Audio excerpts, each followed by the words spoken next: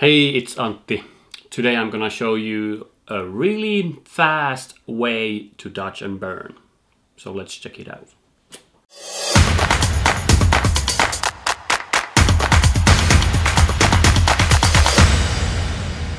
Hey, talking about dodge and burn, I'm gonna show you a really quick method of dodge and burning.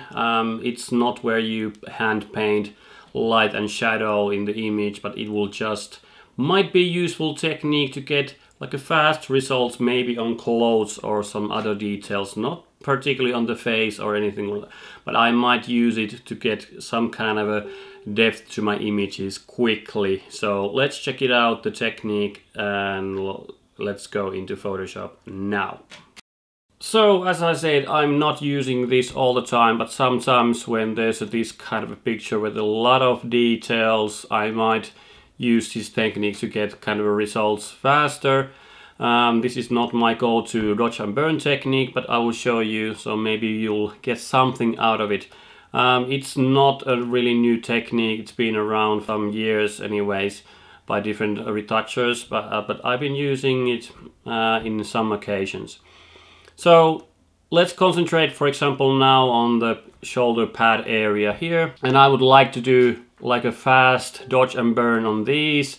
So the technique starts as me making two copies of my background layer, Command J, and then the top layer, let's name it Vivid, and then let's name the other one like normal. So the Vivid layer here, I will inverse Command I, so that'll make a negative image out of it. And we will put that layer into Vivid Light. So it looks kind of strange now. But then we are going to go blur, Gaussian blur, and we're gonna push the blur. So the picture looks like an embossed image or almost like a high pass. So we will do, according to the image, you'll start seeing the contrast differences on here. So let's put it maybe, I would say there, around 20 pixels for this image. You'll see nice details, kind of a contrast here. So of course that looks terrible now. So the next thing is to merge down this Vivid layer and the normal layer together. So Command E. So that will merge those layers together. Now we have to desaturate this layer, Shift Command U, and then we will do a bit of blurring on that layer.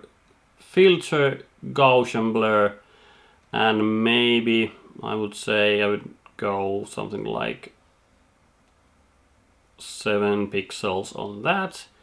And now, since it's a neutral gray layer that has a bit of wider areas, lighter areas and darker areas, if we put this into overlay, let's say, you can see what it does, for example, in this area. I will toggle this on and off.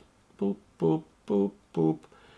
So what we can do now is make a black mask and then just overpaint white on that and just, you know, reveal these, kind of get this effect only to the places that we would like that to be. Be careful with the edges. As you can see here, it will start having this halo effect.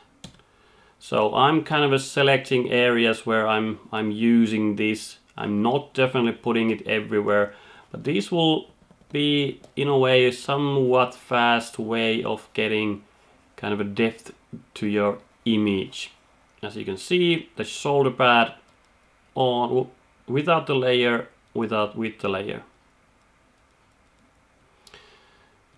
And so this is just one kind of a option to get this kind of a more depth to your image, and you can kind of paint also here some of these wrinkles of the shirt, maybe here. So This is not definitely a technique that I would use all the time, but sometimes if I want to have a bit of a punch in certain like textures or metal, these kind of places, you could try this out. So if you like this, put a thumbs up, write a comment, and subscribe to my channel if you want me to create more of these, and I will see you on my next video. Cheers!